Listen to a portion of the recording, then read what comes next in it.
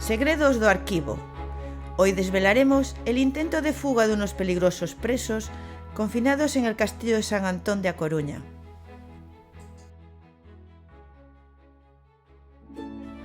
Extra del diario de La Coruña. Intento de fuga de unos presos del castillo de San Antón. Estos presos eran los cabecillas de las revueltas ocurridas en Burgos en 1820 para acabar con el trienio liberal instaurado en España. Aún sin conocer a nadie en la ciudad de Coruña, contactaron con el capitán de un quechemarín. Acordaron con él su ida a Francia a cambio de la cuantiosa suma de 4.000 duros y 1.000 más cuando se hallaran a bordo del barco. Esto llegó a oídos del juez de primera instancia de la ciudad, quien en sus primeras pesquisas descubrió que fue Juana Cordal, vecina de Garás, la que contactó con el capitán del barco para llevarse a Francia 14 hombres y una mujer. Juana lavaba la ropa de los presos cabecillas, Dionisio Carro y Domingo Baso y Mozo. Este trabajo se lo había conseguido el capitán Jacinto Presa, amigo suyo y de su marido, que había transportado a los presos en su barco desde Santander. ¿Pero cómo le hacían llegar sus instrucciones?, se preguntaba el juez, si ella no podía entrar en el castillo y ellos no podían salir. Era Gregorio do Porto, otro preso que hacía las veces de asistente de estos hombres, el que llevaba a Juana Cordal mensajes y notas escondidas entre las ropas que ella debía lavar. ¡Entre las ropas!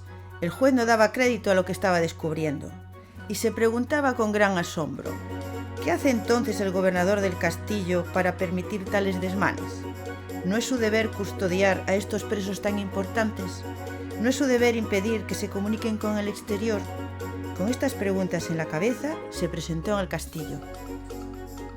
Allí interroga a don Francisco de Paula Ramos, gobernador del mismo, quien trató de mostrarle el celo con el que custodiaba a estos prisioneros.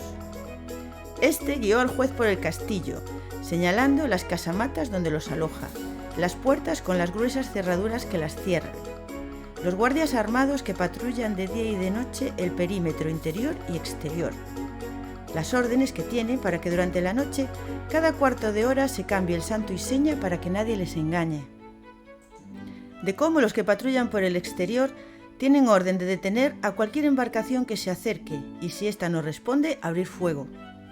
Después le condujo a sus aposentos, donde le invitó a un refrigerio y recalcó las medidas de seguridad tomadas con los presos, cómo se leían todas las cartas que recibían y las que enviaban. Mientras tomaba notas, el juez preguntó, ¿han revisado sus celdas? No vaya a ser que tengan escondido el dinero o los planes de fuga.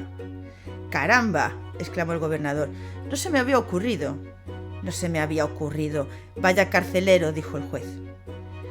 Por un momento, el gobernador lo miró con odio y llamó a los guardias para que le acompañasen a revisar las celdas. En la habitación de Domingo Baso y Mozo hallaron unas cartas cifradas que llamaban a la rebelión contra el gobierno constitucional. En ellas, un tal varón da cuenta del contingente de hombres armados que están reunidos en los alrededores de Betanzos. Estos hombres fueron reclutados por los comisionados anticonstitucionalistas, enviados a todas las provincias, y se encargarían de crear juntas provinciales que a su vez elegirían a los miembros de la Junta Suprema del Reino, con audiencia a la regencia de Urgel. ¡Nido de absolutistas! ¡Traición! ¡Traición a nuestro gobierno constitucional!, pensó el juez, que siguió preguntándose.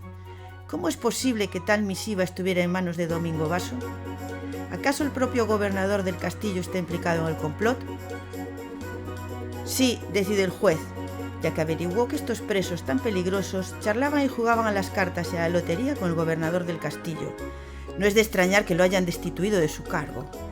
El promotor fiscal que recibe la información de lo investigado en este intento de fuga concluye que los planes los organizó Dionisio Carro, capitán de caballería, que había sido condenado a 10 años de prisión por la Audiencia Territorial de Valladolid. Su delito había sido organizar la fuga del rey de Madrid y lo enviaron a la cárcel de Burgos, de donde quiso escapar escalando el muro. Ahora trataba de librarse de nuevo de su cautiverio en Coruña, que fue él quien no dudó en organizar un encuentro con Juana Cordal a través de un amigo común, Jacinto Presa, que Dionisio le enviaba a esta pobre mujer notas metidas entre la ropa, ante la desidia en la vigilancia organizada por el gobernador y de cominarla a que las quemara una vez leídas, que les ofreció una gran cantidad de dinero que no poseía a ella y a Gregorio de Oporto para que le consiguiesen un barco en el que huir a Francia, y de cómo convenció a este Gregorio para que contactase con un barco asturiano que traía carbón a la ciudad, para que le proporcionase el bote con el que escapar del castillo de San Antón al barco fletado. Finalmente supone también que fue Dionisio quien inventó la carta en lenguaje cifrado para organizar un gran revuelo en el castillo y escapar entre la turbamulta de soldados y funcionarios.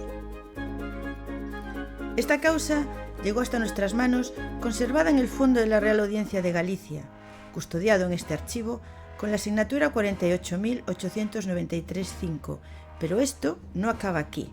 En el fondo de la Alcaldía Mayor de Ferrol y Agraña encontrarán las pruebas del terrible final que tuvieron estos presos y otros muchos en julio de 1823, cuando fueron arrojados al mar delante del castillo de San Antón.